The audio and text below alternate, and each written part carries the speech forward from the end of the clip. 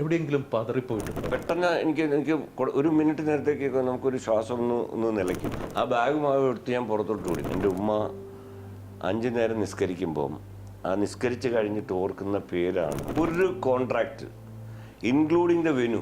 ഒരു കോൺട്രാക്ട് ശരിക്കും പറഞ്ഞാൽ സിനിമയിലോട്ട് വരാൻ കാര്യം ഷാജി കൈലാസാണ്. ടെൻഷൻ അടിച്ചിരിക്കുന്നത്, ഒന്നും പേടിക്കാനൊന്നുമില്ല, നല്ലൊരു കോൺഫിഡൻ്റ് ആണ്. എന്നെ ആരും അങ്ങനെ ചതിക്കാം, അത് ദൈവം നിമിത്തമായിട്ട് എന്നെ അവിടെ ആ കറക്റ്റ് സമയത്ത് എന്നെ അവിടെ എത്തിച്ചു. അപ്പോൾ അദ്ദേഹത്തിൻ്റെ അടുത്തിരിക്കാൻ എനിക്ക് അവസരം ലഭിക്കുക എന്ന് പറയുന്നത് തന്നെ ഞാൻ എൻ്റെ ഏറ്റവും വലിയ ഭാഗ്യമായിട്ട് ഞാൻ കാണുന്നത്.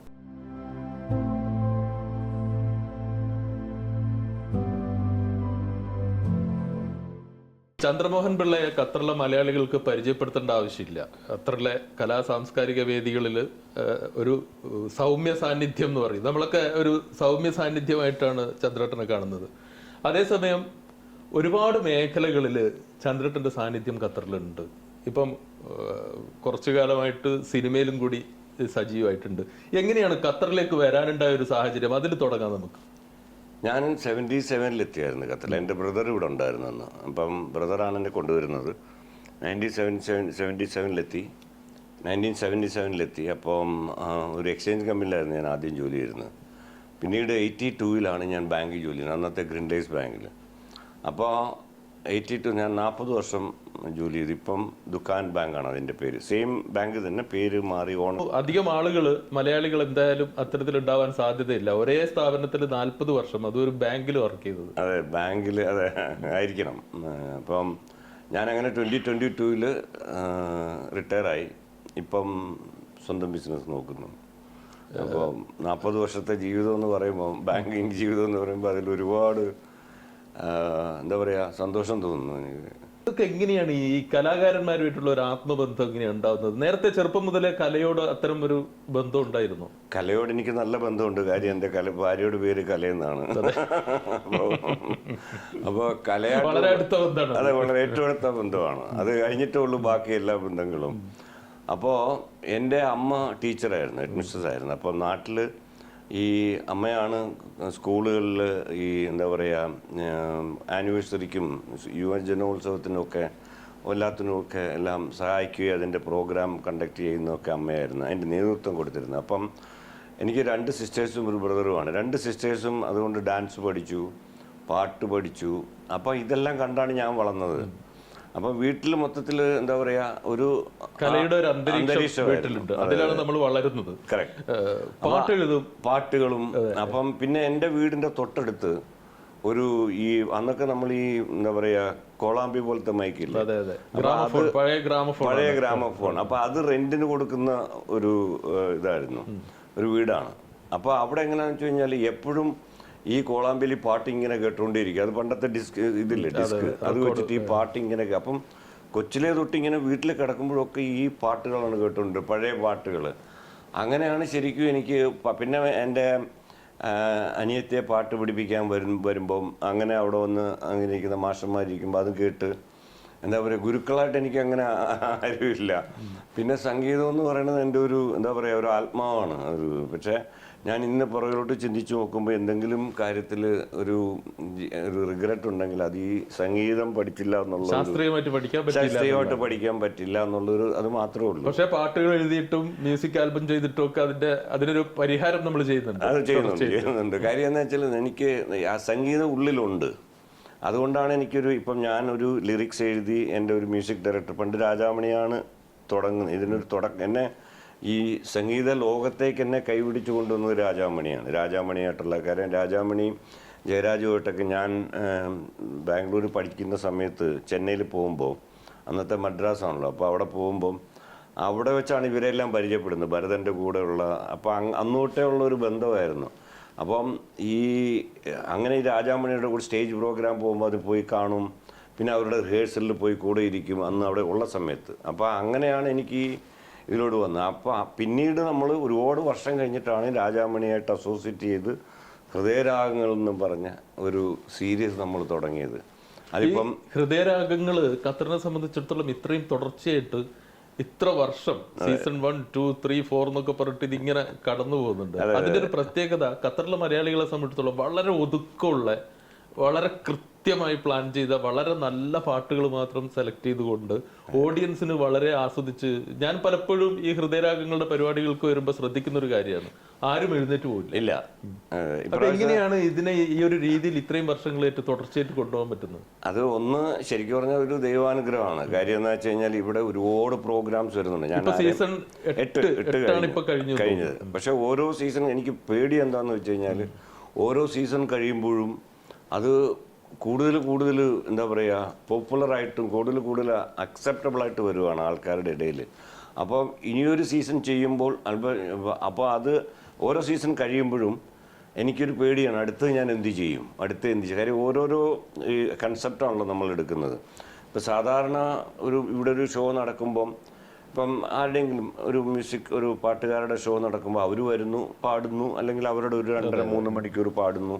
ഇത് അതിൽ നിന്നെല്ലാം വേറിട്ടിട്ട് നമ്മളാണ് നിശ്ചയിക്കുന്നത്. നമ്മളെന്ന് വെച്ചാൽ അതെ, എല്ലാം നമ്മളാണ് തീരുമാനിക്കുന്നത്. അതായത് നമ്മളൊരു കൺസെപ്റ്റ് ആദ്യം തീരുമാനിക്കുന്നത്, അതാണ് ഏറ്റവും ഇമ്പോർട്ടൻറ്റ് കാര്യം. ഈ കൺസെപ്റ്റാണ് നമ്മുടെ ആ പ്രോഗ്രാമിൻ്റെ വിജയം. ഇപ്പം ഫോർ എക്സാമ്പിൾ ആദ്യത്തെ 2 സീസൺ നമ്മൾ അന്ന് രാജാമണി ഉണ്ടായിരുന്നു. അപ്പോൾ അന്ന് നമ്മൾ തുടക്കം രാജാമണി, അതെ അങ്ങനെയാണ് തുടങ്ങുന്നത്. അപ്പോൾ ആദ്യത്തെ സീസൺ എന്ന് പറയുമ്പോഴത്തേക്ക് അതിൽ ഞങ്ങൾ എടുത്തത് ദേവരാജൻ, ദക്ഷിണാമൂർത്തി, ബാബുരാജ്. അപ്പോൾ ഇവരുടെ എന്ന് വെച്ചാൽ ഒരു സീസൺ കൊണ്ടൊന്നും തീരുന്നില്ല. കാര്യം ഇതിലൊരു 30 പാട്ടേ നമുക്ക് പാടാൻ പറ്റത്തുള്ളൂ. അപ്പോൾ അതുകൊണ്ട് ഞങ്ങൾ അതിനെ 2 സീസൺ വെച്ചു. First season, second season. പിന്നെ അങ്ങോട്ട് ഓരോരോ ഇപ്പം തേർഡ് സീസൺ വെച്ചപ്പോഴത്തേക്ക് നമ്മൾ രാധാകൃഷ്ണ ചേട്ടൻ, ജോൺസൺ മാസ്റ്റർ, അങ്ങനെ രവീന്ദ്രൻ മാസ്റ്റർ അങ്ങനെ വെച്ചു. അങ്ങനെ ഓരോരോ സീസൺ വന്നു. പിന്നെ ഒരു ദിവസം നമ്മൾ അന്നുണ്ടായിരുന്നല്ലോ ശ്രീകുമാരൻ തമ്പി ചേട്ടനെ കൊണ്ടുവന്നിട്ട് ഒരു ശ്രീകുമാരൻ തമ്പി നൈറ്റ് നടത്തി. പിന്നെ 7 പി ഭാസ്കരൻ നൈറ്റ് നടത്തി. പിന്നെ 7 നമ്മൾ 7 അന്ന് ഹൃദയരാഗങ്ങൾ സപ്തസ്വരങ്ങൾ, അതായത് 7 എഴുത്തുകാരുടെ പാട്ട് എടുത്തിട്ട് അതും ഭയങ്കര ഹിറ്റായിരുന്നു. അന്ന് വന്നിരുന്നല്ലോ അവിടെ വെച്ചിട്ട്. അതുപോലെ തന്നെ ഇത്തവണ ചെയ്തതും വളരെ ഇപ്രാവശ്യം എന്താ ചെയ്യുന്നത്, ഇപ്രാവശ്യം കൂടുതൽ അതൊരു ഹിറ്റാവാൻ കാര്യം എന്ന് വെച്ചാൽ ഞാൻ ONV കുറുപ്പിന്റെയും ഗിരീഷ് പുത്തഞ്ചേരിയുടെയും ആണ് സെലക്ട് ചെയ്തത്. അപ്പോൾ എന്താണെന്ന് വെച്ചാൽ പഴയ പാട്ടുകളും പുതിയ പാട്ട് ഇപ്പോഴത്തെ ജനറേഷനും. പക്ഷെ എനിക്ക് ഏറ്റവും ശ്രദ്ധിച്ചതെന്ന് വെച്ചാൽ ഇപ്പോഴത്തെ ജനറേഷനും പഴയ പാട്ട് മതി. നമ്മളിപ്പോൾ റിയാലിറ്റി ഷോയിലൊക്കെ കണ്ടിട്ടില്ലേ, ചെറിയ കുട്ടികൾ വരെ പാടുന്നത് പഴയ പാട്ടുകളാണ്. ഞാൻ പുതിയ പാട്ടിനെ കുറ്റം പറയല്ല. പലരും പറഞ്ഞു കേൾക്കുന്ന ഒരു ആരോപണം എന്ന് പറയുന്നത് പുതിയ പാട്ടുകളൊന്നും ശരിയല്ല, എല്ലാം പഴയതാണ് ശരി എന്ന് പറയുന്ന അതൊരു വിഭാഗം. അല്ല, അതെന്താന്ന് വെച്ച് കഴിഞ്ഞാൽ നമ്മൾ മെജോറിറ്റി ആൾക്കാർ അതെന്താണ് അങ്ങനെ പറയുന്നത് വെച്ചാൽ അവർക്ക് പുതിയ ഒരു മ്യൂസിക് അത് അക്സെപ്റ്റ് ചെയ്യാൻ കുറച്ച് പാടായിരിക്കും കുറച്ച്. പക്ഷെ അതിലും ഒരുപാട് അത് ആസ്വദിക്കുന്ന ഒരു വിഭാഗമുണ്ട്, ഒരു വലിയ വിഭാഗം. ഇപ്പോഴത്തെ യൂത്ത് എന്ന് യങ് ജനറേഷന് അവർക്ക് സ്ലോ അല്ല, അവർക്ക് എപ്പോഴും എല്ലാം ഫാസ്റ്റായിട്ട്. ഇപ്പം ഈ ലോകം തന്നെ ജീവിതം അങ്ങനെയാണല്ലോ, എല്ലാം വളരെ ഫാസ്റ്റായിട്ട്. അതേസമയം നേരത്തെ പറഞ്ഞതുപോലെ പല പുതിയ തലമുറയിലെ കുട്ടികൾ പോലും പഴയ പാട്ടുകൾ നന്നായിട്ട് ആസ്വദിക്കുന്നുണ്ട്. പിന്നെ ഞാൻ പറഞ്ഞില്ലേ, ഇപ്പൊ തന്നെ ഏഷ്യാനെറ്റിന്റെ റിയാലിറ്റി ഷോ അല്ലെങ്കിൽ ഫ്ലവേഴ്സിന്റെ എടുത്തു നോക്കി കഴിഞ്ഞാൽ കൊച്ചു പൊടി പിള്ളേർ. ഞാനൊരു ഫ്ലവേഴ്സിൽ ഒരു എപ്പിസോഡ് ഞാൻ പോയാൽ എന്നെ വിളിച്ചിട്ടുണ്ടായിരുന്നു ഗസ്റ്റായിട്ട്. അപ്പോൾ അതിൽ ഞാൻ അതിശയിച്ചു പോയി. കൊച്ചു കുട്ടികൾ, അതായത് എനിക്ക് തോന്നുന്നത് 2nd സ്റ്റാൻഡേർഡിൽ പഠിക്കുന്ന 3rd സ്റ്റാൻഡേർഡിൽ പഠിക്കുന്ന കുട്ടിയൊക്കെ പാടുന്ന പാട്ട് കണ്ടിട്ട് ഞാൻ അതിശയിച്ചു പോയി. കാര്യം അവരിത് എങ്ങനെ കാണാപ്പാടാൻ പഠിച്ചു. ഇപ്പം ഇത്ര വലിയ പാട്ടുകാരൻ എനിക്ക് ഓർമ്മയുണ്ട്, ശ്രീകുടച്ചേട്ടൻ പറഞ്ഞത് ഒരു പ്രാവശ്യം ഞാനവിടെ പറഞ്ഞത്, അതായത് അവർ സ്റ്റേജ് പ്രോഗ്രാം വന്നാൽ അവർക്കിത് കാണാതെ പാടാൻ പറ്റത്തില്ല. കാര്യം അവർക്ക് എത്രയോ പാട്ടുകൾ. ഇപ്പൊ ഈ പഴയതിനേക്കാൾ കൂടുതൽ ഒരു എക്സ്പോഷർ ഈ കുട്ടികൾക്കൊക്കെ കിട്ടുന്നതുകൊണ്ടാണോ? അതുകൊണ്ടാണ്. കാര്യം എന്ന് വെച്ചാൽ പണ്ട് ഒരു എക്സ്പോഷർ ഇല്ലല്ലോ. ഇപ്പം എന്താണ് പറയുക, സോഷ്യൽ മീഡിയയുടെ ആ ഒരു ഇത് വന്നപ്പോഴത്തേക്ക് നമുക്ക് ഓപ്ഷൻസ് ഒരുപാടാണ്. ഇപ്പം റീൽ യുഗമാണല്ലോ. ഇപ്പം ഒരു ഫുൾ പാട്ട് കേൾക്കത്തില്ല ആരും. ഇപ്പോൾ ഒരു ഫുൾ പാട്ടൊന്നും ആരും കേൾക്കത്തില്ല. കാര്യം അതിനുള്ള ക്ഷമയില്ല. അതുകൊണ്ടാണ്. അപ്പം നമ്മൾ നോക്കുമ്പോൾ ആ പാട്ടിൻ്റെ കൂടുതലും ആൾക്കാർ എന്താ ചെയ്യുന്നത് വെച്ച് കഴിഞ്ഞാൽ, ഞാൻ കൂടെ അങ്ങനെ ചെയ്തു. ഇപ്പം ഹൃദയരാഗങ്ങൾ കഴിഞ്ഞപ്പോൾ അത് യൂട്യൂബിൽ വരുന്നുണ്ട് ഫുൾ പാട്ട്. പക്ഷേ ആൾക്കാർക്ക് അതിൻ്റെ ആ ഒരു 4 മിനിറ്റുള്ള പാട്ടാണെങ്കിൽ ഞാനതിന് ഒരു 1 മിനിറ്റിൻ്റെ അല്ലെങ്കിൽ 1.2 അങ്ങനെ എടുത്തിട്ട് നമ്മൾ റീലായിട്ടിടും, അല്ലെങ്കിൽ സ്റ്റോറി ഇടും. മനസ്സിലായില്ലേ? സ്റ്റോറി അല്ലെങ്കിൽ ഇതിട്ട് കഴിഞ്ഞാൽ അതാണ് ആൾക്കാർ കൂടുതൽ കാണുന്നത്. കാരണം നമ്മളിപ്പോൾ ഒരു ഫുൾ പാട്ട് ഫേസ്ബുക്കിലോ എവിടെയെങ്കിലും പോസ്റ്റ് ചെയ്ത് കഴിഞ്ഞാൽ ഫുള്ള് കാണാൻ ആൾക്കാർ കുറവാണ് സത്യം. ഇപ്പം നേരത്തെ പറഞ്ഞതുപോലെ 8 സീസണിൽ ഒരേ പ്രോഗ്രാമായിട്ട് കഴിഞ്ഞു. ഇപ്പോൾ 9ാമത്തിലേക്ക് പോകുന്നു.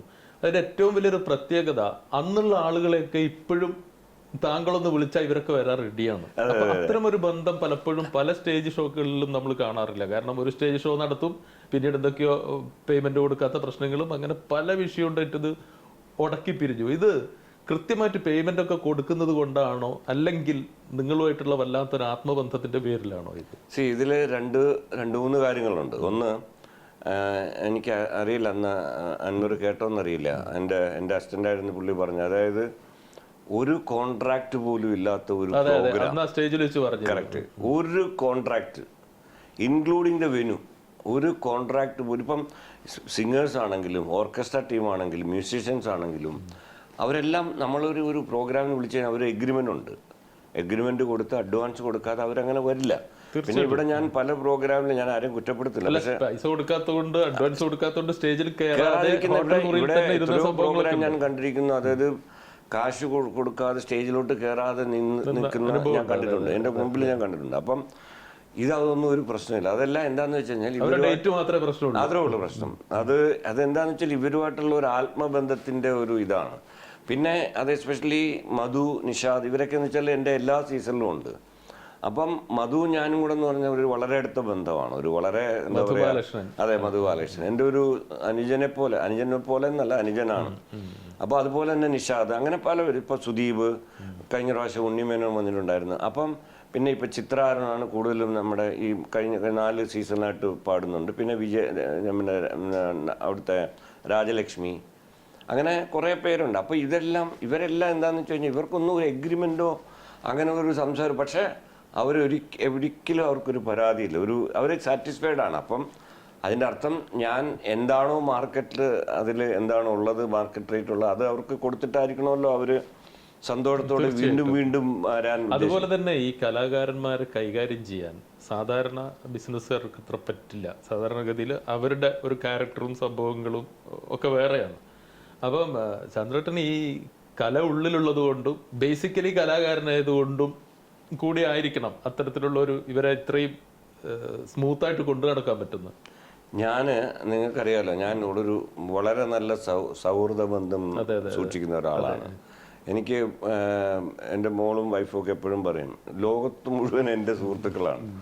കാര്യം വേറൊന്നും കൊണ്ടല്ല, കാര്യം നമ്മൾ എന്താണെന്ന് വെച്ച് കഴിഞ്ഞാൽ നമുക്ക് പ്രയാസങ്ങൾ കാണും, നമുക്ക് ദുഃഖങ്ങൾ കാണും, ഒക്കെ ഉണ്ടെങ്കിലും നമ്മുടെ ആ സുഹൃത്ത് ബന്ധം എന്ന് പറയുന്നുണ്ടല്ലോ, ഒരു വല്ലാത്ത എന്താ പറയുക, അതിനെ പറഞ്ഞറിയിക്കാൻ പറ്റത്തില്ല. കാര്യം നമ്മൾ അവരുമായിട്ട് ഞാൻ അങ്ങനെയാണ് അവരുമായിട്ട് എല്ലാവരുമായിട്ടും പെരുമാറുന്നത്. അപ്പോൾ എന്താണെന്ന് വെച്ച് കഴിഞ്ഞാൽ അവർക്കും നമ്മളോട് സന്തോഷം, പിന്നെ അങ്ങനെയാണ് ഞാനൊരു ബന്ധം. അതുകൊണ്ടായിരിക്കണം ഇവർക്കെല്ലാം. അതെ. അതുപോലെ ഈ സിനിമയിൽ എത്തിപ്പെടാനുണ്ടായ ഒരു കാരണം, ആദ്യമായിട്ട് എനിക്ക് തോന്നുന്നു കടുവ എന്ന് പറയുന്ന സിനിമയിലാണ് ആദ്യമായിട്ട് നടൻ എന്നുള്ള രീതിയിൽ പ്രത്യക്ഷപ്പെടുന്നത്. അതിനു മുമ്പ് സിനിമ നിർമ്മിച്ചിട്ടുണ്ട്, ഒരു ബ്രഹ്മാണ്ഡ ചിത്രം തന്നെ നിർമ്മിച്ചിട്ടുണ്ട്. എങ്ങനെയാണ് ഈ കടുവയിൽ എത്തിച്ചേരുന്നത്? പൃഥ്വിരാജും ഒക്കെ ആയിട്ടുള്ള ഒരു ബന്ധത്തിന്റെ പേരിലാണോ, എങ്ങനെയാണ് അതിന്റെ? അല്ല, പൃഥ്വിരാജിനെ ഇവിടെ അറിയാലോ, ദോഹയിൽ ഉണ്ടായിരുന്ന തൊട്ട് എനിക്കറിയാം. മല്ലിക ചേച്ചിയും പൃഥ്വിരാജും ഇന്ദ്രജിത്തും ഒക്കെ എൻ്റെ വളരെ അടുത്ത ആൾക്കാരാണ്. ഒരു കുടുംബം പോലെ കഴിയുന്നതാണ് മല്ലിക ചേച്ചിയൊക്കെ ആയിട്ട്. അപ്പോൾ ഇത് ശരിക്കും പറഞ്ഞാൽ സിനിമയിലോട്ട് വരാൻ കാര്യം ഷാജി കൈലാസാണ്. അപ്പോൾ അത് ഷാജി കൈലാസും രാജാമണിയായിട്ട് വളരെ അടുത്ത ബന്ധമാണ്. കാര്യം ഷാജി കൈലാസിൻ്റെ ഏത് പടം നോക്കിയാലും പാശ്ചാത്യ സംഗീതം രാജാമണി. അപ്പോൾ രാജാമണിയെ കാണാനായിട്ട്, അല്ലെങ്കിൽ രാജാമണിയായിട്ടുള്ള അടുപ്പം ഞാൻ ചെന്നൈയിലുള്ളപ്പോൾ തന്നെ, എപ്പോഴും ഇവിടെ ഉള്ളപ്പോൾ തന്നെ ഇടയ്ക്കിടയ്ക്ക് പോയി കാണുമ്പം, അപ്പോൾ അവിടെ അല്ലെങ്കിൽ എന്തെങ്കിലും ഫംഗ്ഷൻ, ഇപ്പോൾ രാജാമണിയുടെ മോൻ്റെ കല്യാണം വന്നു, അപ്പോഴൊക്കെ ഷാജിയും കാണും. അപ്പോൾ ഷാജിയായിട്ട് എപ്പോഴും, അപ്പോൾ ആദ്യം ഷാജി എന്നെ കണ്ടപ്പോൾ തന്നെ ഈ ഡയറക്ടർമാർക്കൊരു സ്വഭാവം ഉണ്ടല്ലോ, ഒരിത് വെച്ച് നോക്കും. അപ്പോൾ ആ പുള്ളി എന്തോ എന്നിൽ കണ്ടിരിക്കണം. അപ്പോൾ എന്നോട് ഇങ്ങനെ രാജാമണി പരിചയപ്പെടുത്തിയതാണ് ചന്ദ്രമോഹൻ ചേട്ടൻ ഖത്തറിലെന്ന് പറഞ്ഞപ്പോൾ തന്നെ പുള്ളി എന്നെ ഒന്ന് ഫ്രെയിം വെച്ചു. അപ്പോൾ അതായിരിക്കണം ഒരു പക്ഷേ 5-6 വർഷം കഴിഞ്ഞിട്ട് കടുവയെ പറ്റി ആലോചിച്ചപ്പോൾ എന്നെ ഓർത്ത് വിളിക്കുകയായിരുന്നു. കടുവ എന്ന സിനിമയിൽ തരക്കേടില്ലാത്ത, ഞാനും സിനിമ കണ്ടിട്ടുണ്ട്, തരക്കേടില്ലാത്ത, ആർക്കും കുറ്റം പറയാൻ പറ്റാത്ത ഒരുവിധം നല്ല മികച്ച പെർഫോമൻസ് തന്നെയായിരുന്നു. ആദ്യമായിട്ട് ക്യാമറയുടെ മുമ്പ് പ്രത്യക്ഷപ്പെടുന്നതായിട്ട് തോന്നുന്നില്ല. നിങ്ങൾ എങ്ങനെ വിലയിരുത്തുന്നു ആ സിനിമയെ?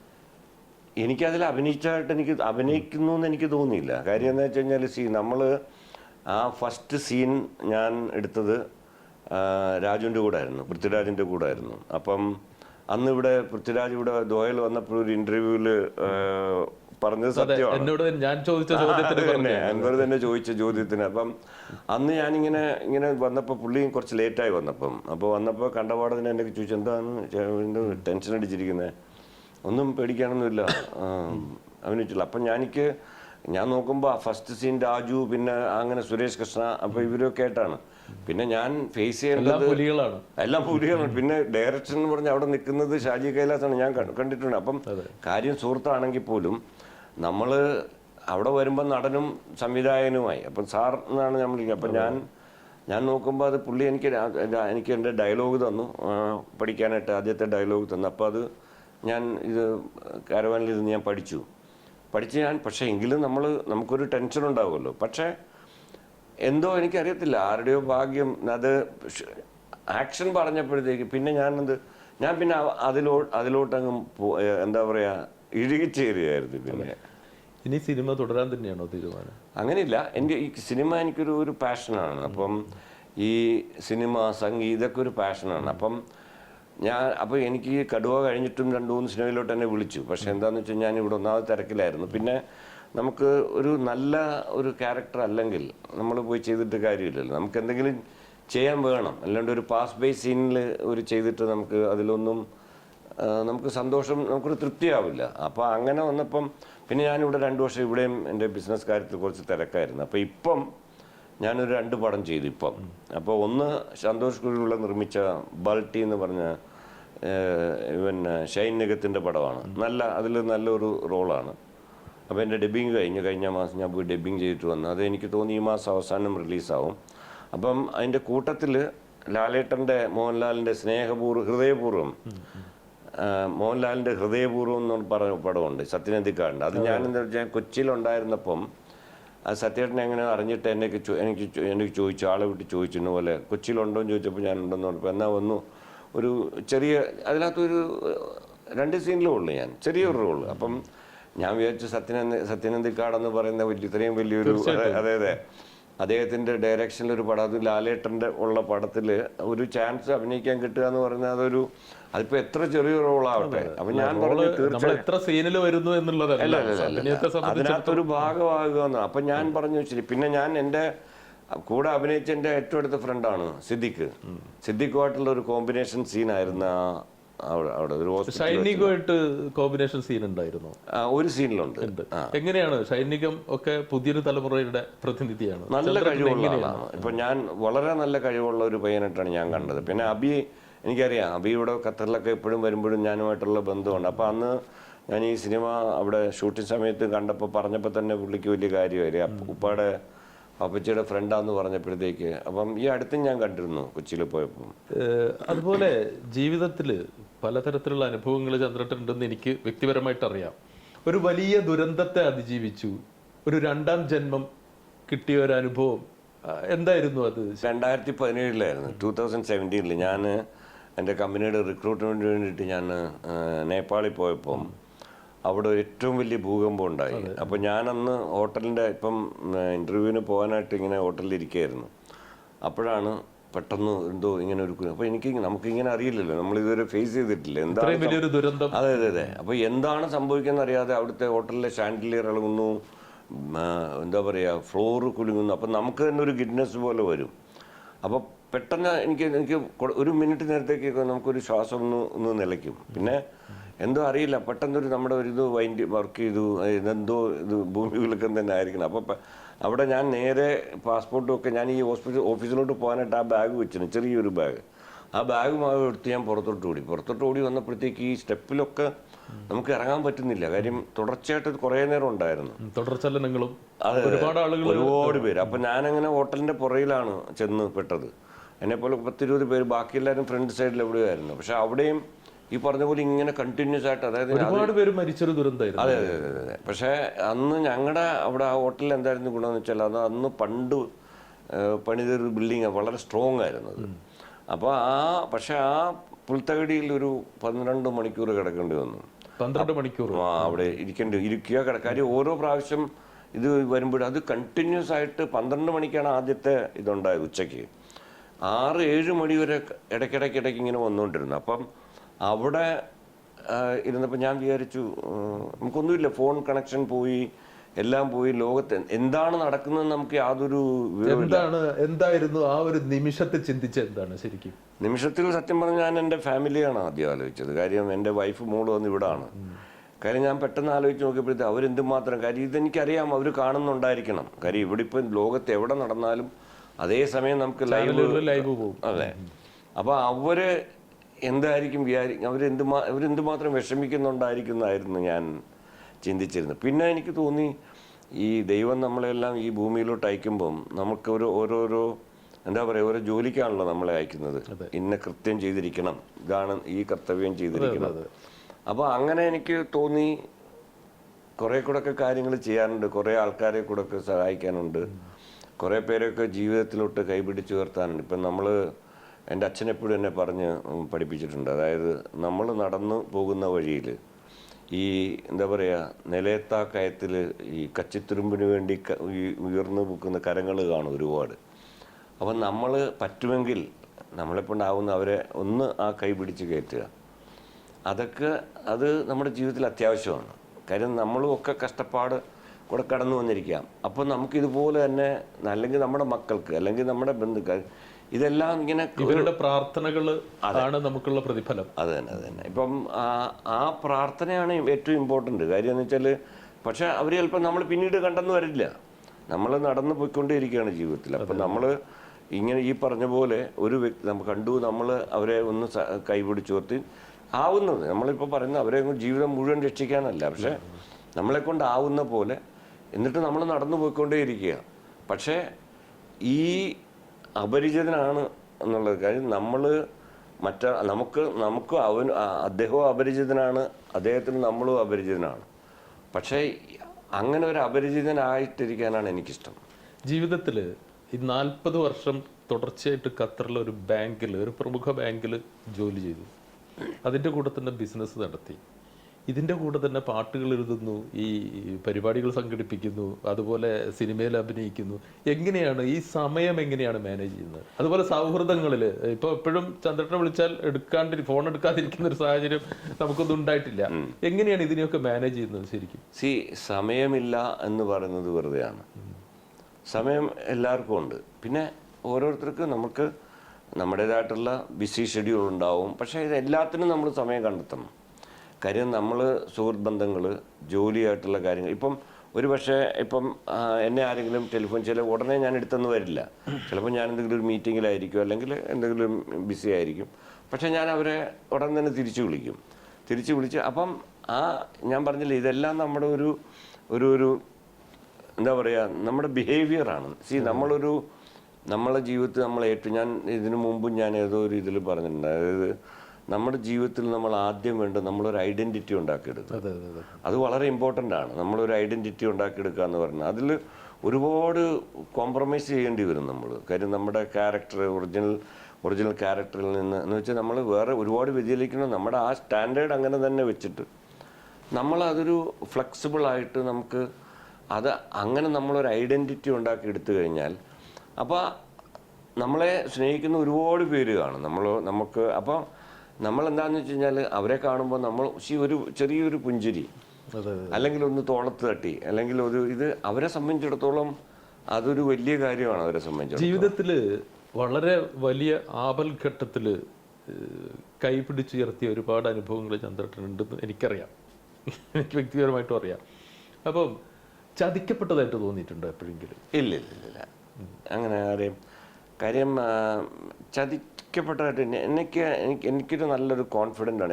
എന്നെ ആരും അങ്ങനെ ചതിക്കാൻ പറ്റില്ല എന്നൊരു കോൺഫിഡൻസ്. നമുക്ക് എന്തോ ഇപ്പം എൻ്റെ ഗുരുക്കന്മാരുടെ എന്താ പറയുക അനുഗ്രഹമാണോ അച്ഛനമ്മമാരുടെ ആണോ തരത്തിൽ എനിക്ക് അതിൻ്റെയൊക്കെ ഒരു സുഹൃതം അതായിരിക്കണം. കാര്യം ഒരു കോൺഫിഡൻ്റ് ഉണ്ട് എനിക്ക് എപ്പോഴും. നമ്മുടെ ജീവിതത്തിൽ നമ്മൾ മുന്നേറണമെങ്കിൽ നമുക്ക് ഒരു സെൽഫ് കോൺഫിഡൻ്റ് ഉണ്ട്. ജീവിതത്തിൽ ഏറ്റവും സങ്കടം തോന്നിയ നിമിഷം ഏതാ?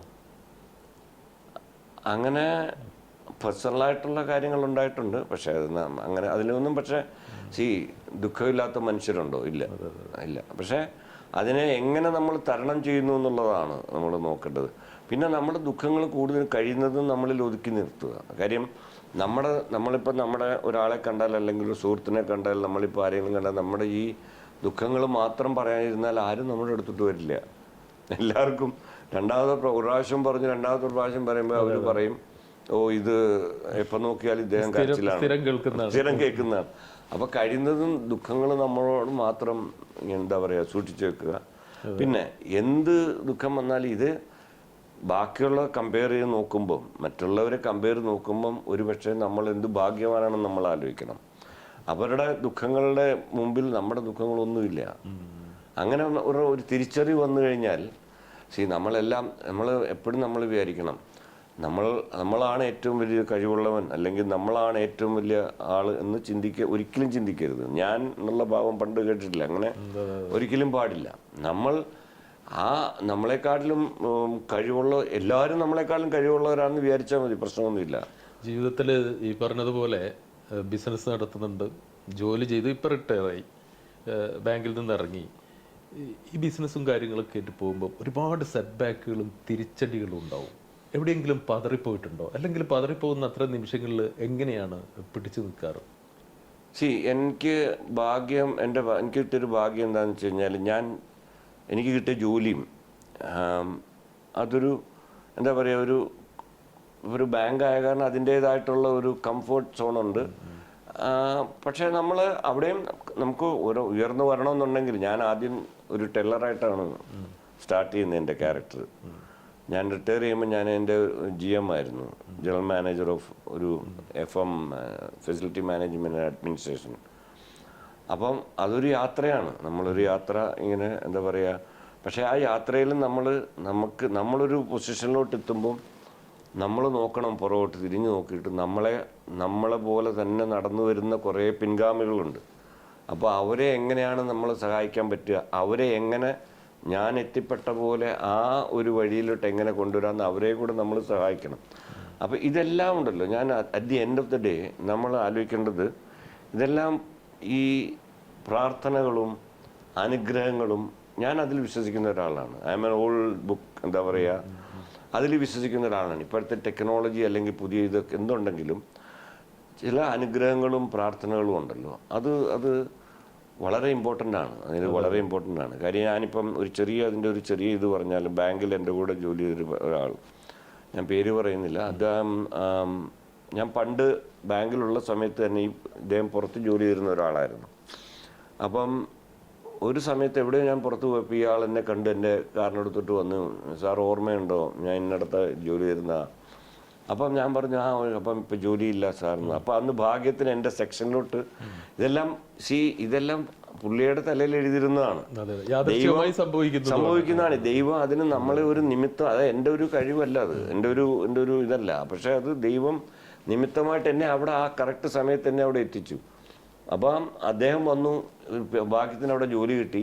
10-16 വർഷത്തോളം ഇപ്പം റിട്ടയർ ആയി പുള്ളി. എനിക്കൊന്ന് കഴിഞ്ഞ വർഷം റിട്ടയർ ആയെന്ന് തോന്നുന്നു. അപ്പം ഞാൻ പറയാൻ വന്നത്, അപ്പോൾ ഇദ്ദേഹം ഇവരെ സാധാരണ എൻ്റെ കൂടെ ഒരുപാട് പേരുണ്ടെങ്കിൽ ഞാൻ ജോലിയൊക്കെ എടുത്തുവരുന്നുണ്ട്. അവരൊന്നും എന്തെങ്കിലും കൊണ്ട് ഞാനങ്ങനെ സ്വീകരിക്കാറില്ല പണ്ട് തൊട്ട്. അപ്പം ഞാൻ പറയും, എനിക്കങ്ങനെ കൊണ്ടുവരണ്ട, കാര്യം അവർക്കൊരു ബർഡനല്ല, മതി അത് പ്രാർത്ഥിച്ച. അപ്പോൾ അങ്ങനെ ഒരു ദിവസം ഇദ്ദേഹം ലീവിൽ പോയിട്ട് വന്നപ്പം ഞാനിങ്ങനെ മേളിൽ നിന്ന് വന്നപ്പോൾ അടുത്തിരിക്കുന്നു ഇയാൾ. അപ്പം ഞാൻ ചോദിച്ചു എന്ത് പറ്റിയെന്ന് പറഞ്ഞു. അപ്പോൾ പറഞ്ഞ്, ഞാൻ ഒരു ചെറിയ ഇത് കൊണ്ടുവന്നിട്ടുണ്ട്, എൻ്റെ ഉമ്മ തന്നയച്ചാന്ന് പറഞ്ഞു. അപ്പോൾ ഈ ഉമ്മ തന്നയച്ച ഒരു സാധനമാണ് എന്ന് പറഞ്ഞപ്പോഴത്തേക്ക് എനിക്കത് അക്സെപ്റ്റ് ചെയ്യാതിരിക്കാൻ പറ്റിയില്ല. അപ്പം ഞാൻ ചോദിച്ചു എന്താണ്. അപ്പോൾ എന്നോട് പറഞ്ഞു, ഞാൻ ഇതിനെപ്പറ്റി കഴിഞ്ഞ നോമ്പിന് എഴുതിയിട്ടുണ്ടായിരുന്നത്. അപ്പോൾ എന്നോട് പറഞ്ഞു, എൻ്റെ ഉമ്മയ്ക്ക് ഇപ്പം 10-75 വയസ്സായി, ഉമ്മ ഇട്ട ഉപ്പുമാങ്ങയാണ് എന്ന് പറഞ്ഞു. അതിന് എന്നോട് പറഞ്ഞു, സാറിനറിയോ, എൻ്റെ ഉമ്മ 5 നേരം നിസ്കരിക്കുമ്പം ആ നിസ്കരിച്ച് കഴിഞ്ഞിട്ട് ഓർക്കുന്ന പേരാണ് എൻ്റെ പേര്. അപ്പോൾ അത് പറഞ്ഞപ്പോൾ ഞാൻ വല്ലാണ്ട് വിതുമ്പിപ്പോയി. അതെ, അതാണ് ഞാൻ കാണുന്ന ഭാഗ്യം. എൻ്റെ ജീവിതത്തിൽ ഏറ്റവും വലിയൊരു ആഗ്രഹം എന്തായിരിക്കും ബാക്കിയുള്ള? അങ്ങനെ ഒരു വലിയ പ്രതീക്ഷയൊന്നും ഞാൻ വെച്ചിട്ടില്ല. പിന്നെ ഞാൻ നമ്മുടെ ഈ യങ്സ്റ്റേഴ്സിനോടൊക്കെ പറയും, ചെറുപ്പക്കാർ പിള്ളേരോടൊക്കെ പറയും, നമ്മൾ സ്വപ്നം കാണുക ജീവിതത്തിൽ. പക്ഷേ എനിക്ക് അങ്ങനെ ഇന്നതാവണം എന്നുള്ള ഒരു പ്രതീക്ഷ അങ്ങനെ ഇല്ലായിരുന്നു. പക്ഷേ ജീവിതത്തിൽ എനിക്ക് എവിടെയെങ്കിലുമൊക്കെ എത്തിച്ചേരണം, നല്ലൊരു പൊസിഷനിൽ എത്തിച്ചേരണം, എൻ്റെ വിദ്യാഭ്യാസവും അതനുസരിച്ചുള്ള ഇതും അങ്ങനെ ജോലിയും വിദ്യാഭ്യാസവും അതുപോലെ സമൂഹത്തിലൊരു നമ്മളെ സംബന്ധിച്ച് നമ്മളുടെ ഒരു കയ്യൊപ്പ് ചാർത്തിയിട്ട് അത്രേ ഉള്ളായിരുന്നു. അല്ലാണ്ട് വലിയ ആഗ്രഹങ്ങളൊന്നും ഇല്ലായിരുന്നു. കാര്യം എങ്ങനെയെങ്കിലും ഇപ്പം ഞാൻ പുറകോട്ട് തിരിഞ്ഞു നോക്കുമ്പം ഞാൻ സ്വപ്നം കണ്ടതിലൊക്കെ, ഞാനൊരു വലിയ ആളായെന്നല്ല പറയുന്നത്, പക്ഷേ ഞാൻ സ്വപ്നം കണ്ടതിലൊക്കെ മേലെയാണ് ദൈവം എന്നെ കൊണ്ട് എത്തിച്ചിരിക്കുന്നത്. അതെല്ലാം അച്ഛനമ്മമാരുടെ എന്താണ് പറയുക, അനുഗ്രഹവും ഗുരുക്കന്മാരുടെ പ്രാർത്ഥന ഇതൊക്കെയാണ്. കാര്യം നമ്മൾ ജീവിതത്തിലോട്ട് പുറകോട്ട് തിരിഞ്ഞു നോക്കുമ്പോൾ, നമ്മൾ നടന്ന വഴിയിൽ കൂടെ വന്ന് നോക്കുമ്പോഴത്തേക്ക് ഞാൻ സ്വപ്നം കണ്ടതിനെക്കാട്ടിലും ഒക്കെ വളരെ വളരെ മേലെയാണ് ദൈവം എന്നെ കൊണ്ട് എത്തിച്ചിരിക്കുന്നത്. അതിൽ ഞാൻ സന്തോഷം. ഞാൻ പറഞ്ഞ നേരത്തെ എനിക്ക് പുറകോട്ട് തിരിഞ്ഞു നോക്കുമ്പോൾ ഒരു റിഗ്രറ്റും ഇല്ല. 70കളിലാണ് ഖത്തറിൽ വന്നത്. അന്നത്തെ ഖത്തർ എന്ന് പറയുന്നത് നമുക്കൊക്കെ അറിയാം. 70കളിലെ ഗൾഫ് രാജ്യങ്ങൾ, അതുപോലെ ഖത്തർ. ഇപ്പോഴുള്ള ഖത്തർ അൾട്രാ മോഡേൺ ആയിട്ട് വേറൊരു ലെവൽ, അത് കമ്പയർ ചെയ്യാനേ പറ്റില്ല. ഇതിന് എങ്ങനെ അന്നത്തെ അനുഭവങ്ങള്, അന്നത്തെ ആദ്യകാല പ്രവാസികളിൽ ഒരാളാണ്. അപ്പം അന്നത്തെ ആ ജീവിതം എങ്ങനെയായിരുന്നു ശരിക്കും? അന്ന് കുറച്ചുകൂടെ ഒക്കെ പേഴ്സണലൈസ്ഡ് ആയിരുന്നു ആൾക്കാർ. അതായത് ഇപ്പം വീക്കെൻഡ് ആയി കഴിഞ്ഞാൽ നമ്മൾ വളരെ കുറച്ച് ആൾക്കാരല്ലേ ഉള്ളൂ. ഇപ്പം അന്ന് ഈ ഗൾഫ് സിനിമ മാത്രമേ ഉള്ളൂ തിയേറ്ററിലായിട്ട്. അപ്പോൾ നമ്മളവിടെ ചെല്ലുമ്പം ഒരു മലയാള സിനിമ അന്ന് വീക്കിലി വൺസ് ആണ് വരുന്നത്. അപ്പോൾ എല്ലാ മലയാളീസും അവിടെ ഉണ്ട്, ആ സിനിമ കാണാൻ അവിടെ ഉണ്ട്, മൊത്തത്തിലുള്ള മലയാളീസ് എല്ലാം അവിടെ ഉണ്ട്. ഇന്ന് അതല്ല. ഇന്ന് നമ്മളിപ്പോൾ എൻ്റെ പ്രോഗ്രാമിന് വരുന്നവരെ പോലും എനിക്ക് എല്ലാവരും അറിയില്ല. അപ്പോൾ എന്ന് വെച്ചാൽ അതിന് മാത്രം പോപ്പുലേഷനായി. പിന്നെ മറ്റേന്ന് വെച്ചാൽ എല്ലാം വളരെ ചുരുങ്ങിയ ഒരു എന്താ പറയുക, ചെറിയ സർക്കിളല്ലേ. അപ്പോൾ എല്ലാവരും നമ്മൾ കാണുന്നു, ബന്ധങ്ങൾ അങ്ങനെ ഊഷ്മളമാവുന്നു. പക്ഷെ ഇപ്പോൾ അതല്ല. ഇപ്പോൾ അതിനുള്ള സമയമില്ല ആൾക്കാർക്ക്. മറ്റേതെങ്ങനെ നമ്മൾ അറിയത്തില്ല, വീക്കെൻഡ് ആകുമ്പോൾ നമ്മൾ മസ്റ്റായിട്ട് കണ്ടിരിക്കണം. ഓരോരുത്തരും ഫാമിലി നമ്മളൊരു ചെറിയ ഗ്രൂപ്പായിട്ട് നമ്മൾ പ്ലാൻ ചെയ്ത്. ഇപ്പോൾ അതിനുള്ള സമയമില്ലല്ലോ. ഇപ്പം എല്ലാവരും ഭയങ്കര തിരക്ക്. കുറ്റം പറഞ്ഞിട്ട് കാര്യമില്ല. കാര്യം എന്ന് വെച്ചാൽ ഈ കാലം പോകും തോറും ഇപ്പം ഫാസ്റ്റായിട്ടുള്ള ജീവിതമാണല്ലോ അപ്പോൾ അതിലെല്ലാവരും അങ്ങ് ഇതായി പോകുന്നതാണ്. അപ്പോൾ ഇത്രയും ചെറിയൊരു രാജ്യത്തൊന്ന് ആലോചിച്ച് നോക്കി, നമ്മൾ വേൾഡ് കപ്പ് കൊച്ചുനാൾ നമ്മൾ ഈ ഫുട്ബോൾ വേൾഡ് കപ്പൊക്കെ കാണുന്നത് നമ്മൾ ടി വിയിൽ നിന്ന് കാണുമ്പോൾ നമുക്ക് അതിശയമാണ്. അത് നമ്മൾ നമ്മുടെ വീട്ടുമുറ്റത്ത് നമ്മൾ നേരിട്ട് ഈ പ്ലേയേഴ്സിനെ ഈ കളിയൊക്കെ നമുക്ക് കാണാൻ പറ്റുക എന്ന് പറയുന്നത്രയും ഭാഗ്യമുണ്ടോ? അപ്പോൾ അത് ഈ ചെറിയൊരു രാജ്യത്ത് അത് ഒരു ഇഷ്യൂ ഇല്ലാതല്ലേ അത് എത്ര വിജയകരമായിട്ടാണ്. അപ്പോൾ ഈ നാട്ടിനെ ഇതിന്റെ ഭരണാധികാരികളെയും നമ്മൾ എത്ര പ്രശംസിച്ചാലും മതിയാവില്ല. ഖത്തറിൽ ഒരു തിരിച്ചുപോക്ക് ഞാൻ അങ്ങനെ തീരുമാനിച്ചില്ല. പക്ഷേ എനിക്കൊരു റിട്ടയർഡ് ലൈഫ് ഞാൻ ഇങ്ങനെ പ്ലാൻ ചെയ്യുന്നുണ്ട്. പക്ഷേ റിട്ടയർഡ് ലൈഫ് ഞാൻ ഉദ്ദേശിക്കുന്നത്, ഞാൻ ഒരുപാട് കുറച്ച് വായിക്കുന്ന ആളായിരുന്നു. അപ്പോൾ ചോദിക്കും എങ്ങനെയാണ് എഴുതുന്നതെന്ന് ചോദിക്കും. പക്ഷേ അതൊരു ജന്മസിദ്ധമായിട്ട് എന്തോ ഒരു ഇതിൽ വരുന്നതാണ് എനിക്കങ്ങനെ. പക്ഷേ ഞാൻ ഒരുപാട് ബുക്ക് കളക്ട് ചെയ്തിട്ടുണ്ട്, എൻ്റെ കയ്യിലുണ്ട് കളക്ഷൻ. പക്ഷേ റിട്ടയർമെന്റ് ലൈഫിൽ കൂടുതൽ ഒരുപാട് വായിക്കണമെന്ന് ആഗ്രഹമുണ്ട് എനിക്ക്. പിന്നെ ഒരുപാട് സ്ഥലങ്ങൾ കാണണം. പിന്നെ കൂടുതൽ സമയവും ഫാമിലിയായിട്ട് ഇനി ചിലവഴിച്ച് അവരുമായിട്ട് സഞ്ചരിക്കുക, കുറേ രാജ്യങ്ങൾ കാണുക. അല്ലെങ്കിൽ ഇന്ത്യയിൽ തന്നെ നോക്കിക്കഴിഞ്ഞാൽ ഒരുപാട് സ്ഥലങ്ങൾ ഞങ്ങൾ കാണാനുണ്ട്. അപ്പോൾ അതൊക്കെയാണ് നമ്മുടെ ഒരു റിട്ടയർമെന്റ് പ്ലാൻ. വലിയ എഴുത്തുകാരുമായിട്ട് അത്തരത്തിൽ എന്തെങ്കിലും ഒരു ബന്ധം ഉണ്ടായിരുന്നോ? ഞാൻ എഴുത്തുകാരുമായിട്ട് അങ്ങനെ ആണ്. ഞാൻ എന്താ പറയുക, 2 ഫംഗ്ഷനിൽ വെച്ച് ഞാൻ കണ്ടിട്ടുണ്ട്. പക്ഷെ അന്നേരം അദ്ദേഹം അറിയാലോ, പുഞ്ചിരിക്കത്ത് പോലും. പക്ഷെ അന്ന് പറഞ്ഞപ്പോഴത്തേക്ക് നിശബ്ദമായ കടല. അത് തന്നെ. അപ്പൊ അദ്ദേഹത്തിന്റെ അടുത്തിരിക്കാൻ എനിക്ക് അവസരം ലഭിക്കാന്ന് പറയുന്നത് തന്നെ ഞാൻ എൻ്റെ ഏറ്റവും വലിയ ഭാഗ്യമായിട്ട് ഞാൻ കാണുന്നത്. അദ്ദേഹത്തിന്റെ തൊട്ടടുത്തിരിക്കാൻ പറ്റുക എന്ന് പറഞ്ഞാൽ. അപ്പം അത് അദ്ദേഹത്തിന്റെ ഒക്കെ അന്ന് പറഞ്ഞപ്പോഴത്തേക്ക് ഞാൻ നോക്കി ഒന്ന് ചിരിച്ചു അദ്ദേഹം. അത് എന്നെ സംബന്ധിച്ചിടത്തോളം MD വാസുദേവൻ നായർ എന്നുള്ള വ്യക്തി ചിരിക്കുക എന്ന് പറയുമ്പോൾ നമുക്കത്, അപ്പൊ അതെന്റെ വലിയൊരു ഗിഫ്റ്റാണ്. അപ്പൊ അതെനിക്ക് മറക്കാൻ പറ്റത്തില്ല. അത് വീരം നിർമ്മിച്ചു, ജയരാജ് സംവിധാനം ചെയ്തു, അത് പല ഭാഷകളിൽ പോയി.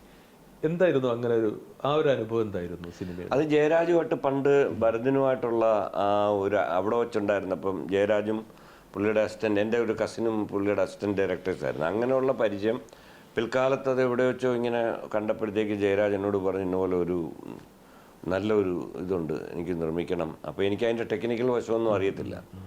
അപ്പോൾ അങ്ങനെ ഞാനും എൻ്റെ ബ്രദർ പ്രദീപ് രാജൻ എന്ന് പറഞ്ഞ എൻ്റെ കോബ്ര, ഞങ്ങൾ രണ്ടുപേരും കൂടെ അന്ന് ജയരാജ് ഇവിടെ ഖത്തറിൽ വന്നപ്പോൾ ഇവിടെ US പോയിട്ട് വരുന്നവർ വന്നപ്പം ഇങ്ങനെ അപ്പോൾ പറഞ്ഞ് നമ്മൾ നിർമ്മിക്കാമെന്ന് പറയാം. അതൊരു മാക്ബത്തിൻ്റെ ഒരു ഇതാണ്. പക്ഷെ നമ്മൾ വിചാരിച്ച അത്രയും അതൊരു ഫിനാൻഷ്യൽ ഗെയിൻ ഉണ്ടാക്കില്ല. പക്ഷേ ഇൻഡസ്ട്രിയിൽ ഇപ്പോഴും നമുക്ക് അഭിമാനത്തോട് നിൽക്കാൻ പറ്റുന്ന ഇത്രയും ഇപ്പോൾ അത് ഇംഗ്ലീഷിൽ ഇപ്പോഴും ഇപ്പോൾ യൂട്യൂബിൽ നോക്കിയാൽ അറിയാം. അതിൻ്റെ ഇംഗ്ലീഷ് ഞാൻ ഔട്ട്റൈറ്റ് കൊടുത്തു. ഇംഗ്ലീഷ് കോപ്പി 3.8 മില്യൺ വ്യൂവേഴ്സ് ഉണ്ട് യൂട്യൂബിൽ, വീരം ഇംഗ്ലീഷ്. അപ്പോൾ അവർക്ക് അത് മാക്ബത്തിൻ്റെ ഒരു അഡാപ്റ്റേഷൻ ആയ കാരണം, അതും മാക്ബത്തിൽ പല ഇംഗ്ലീഷിൽ തന്നെ ഒരുപാട് സിനിമകൾ വന്നിട്ടുണ്ടെങ്കിലും ഇത്രയും കളർഫുള്ളായിട്ട് ഭയങ്കര കളർഫുൾ ആയിരുന്നു. പക്ഷേ സിനിമ ഒരു അപൂർണമായ എന്തോ ഒരു ഫീൽ ഉണ്ടാക്കി. അല്ല, അതെന്താന്ന് വെച്ച് കഴിഞ്ഞാൽ അതിനകത്തുള്ള അത് ഇപ്പം ഞാനിപ്പോൾ ഇതിന് കുറ്റം പറയാൻ ഉദ്ദേശിക്കുന്നില്ല. പക്ഷെ അത് 1-2 ഡ്രോബാക്ക് ഉണ്ടായിട്ടുണ്ട്. അത് പക്ഷെ അത് ഇന്നാണെന്നുണ്ടെങ്കിൽ എനിക്കത് തിരിച്ചറിഞ്ഞാൽ. കാര്യം ഇന്ന് ഞാൻ അതിൽ കൂടുതൽ അപ്പോൾ ആ വീരം കഴിഞ്ഞപ്പോഴത്തേക്ക് ഞാൻ ആ ഇൻഡസ്ട്രിയിലോട്ട് ഒരു എൻട്രി ആയപ്പം എനിക്ക് ഒരുപാട് ഈ ഡയറക്ടേഴ്സായിട്ടും എഡിറ്റേഴ്സായിട്ടും അല്ലെങ്കിൽ എഴുത്തുകാരായിട്ടൊക്കെ ഒരുപാട് വന്നപ്പോൾ എനിക്ക് കൂടുതൽ സിനിമയെ പറ്റി അറിയാൻ പറ്റി. ഇന്നായിരുന്നു ഞാൻ ആ സിനിമ ചെയ്തിരുന്നെങ്കിൽ കുറച്ചുകൂടെ എൻ്റെ ഇൻവോൾവ്മെൻ്റ് ഉണ്ടായേനെ. ഞാൻ അഭിനയിക്കുന്നുള്ളതല്ല, പക്ഷേ അതിൻ്റെ എല്ലാ വശങ്ങളും ഇപ്പം ഞാൻ മനസ്സിലാക്കി ഇടപെടാൻ പറ്റുമായിരുന്നു. വല്ലാതെ കൈപുള്ളിയോ? ഇല്ല. എനിക്കത് സന്തോഷം. അങ്ങനെ ഒരു എനിക്കത് പ്രദീപിനും അത് വലിയ വിഷമില്ല. കാര്യം എന്ന് വെച്ചാൽ ഇപ്പോഴും നഷ്ടങ്ങളെ നമ്മൾ നഷ്ടങ്ങളായിട്ട് പരിഗണിക്കില്ല. കാര്യം എന്ന് വെച്ച് കഴിഞ്ഞാൽ ഇത്രയും നല്ലൊരു പടം, ഇത്രയും നല്ലൊരു ഫിലിം നിർമ്മിച്ചു എന്നുള്ള കാര്യം ഇപ്പോഴും എവിടെ ചെന്നാലും വീരത്തിൻ്റെ പ്രൊഡ്യൂസറാണ് എന്ന് ആ ഒരു ഐഡൻറ്റിറ്റി ഉണ്ടല്ലോ. അതൊരു പിന്നെ ഞങ്ങൾ ഈ പടം ലോസ് ഏഞ്ചൽസിൽ കൊണ്ട് കാണിച്ചു, ഗോൾഡൻ ഗ്ലോബിൻ്റെ ഇതിൽ കൊണ്ട് കാണിച്ചപ്പം അന്ന് ഈ പടം കണ്ടു കഴിഞ്ഞപ്പം അവിടുത്തെ ജഡ്ജസ് ഉണ്ടായിരുന്നു, 30 പേരോ 35 പേരോ. അവർ എഴുന്നേറ്റ് നിന്ന് കൈയടിക്കുമായിരുന്നു. കാര്യം ഇതൊരു ഇന്ത്യൻ, അതായത് എന്താ പറയുക, അതിൻ്റെ ഒരു കളർഫുള്ളായിട്ട് ആ ഒരു പശ്ചാത്തലത്തിൽ ഇങ്ങനൊരു പടം ചെയ്യാമെന്ന് പറഞ്ഞപ്പോൾ അതൊരു ഇറ്റ്സ് എ പ്രൗഡ് മൂവ്മെൻറ്റ്. അപ്പോൾ അതിലൊരു നഷ്ടത്തിന് നമ്മൾ വലിയ ഇതായിട്ട് ഇനി സിനിമ നിർമ്മാണം ഇല്ല. ഞാനിനി നിർമ്മാണത്തിലോട്ട് അത് വേറൊന്നും കൊണ്ടല്ല.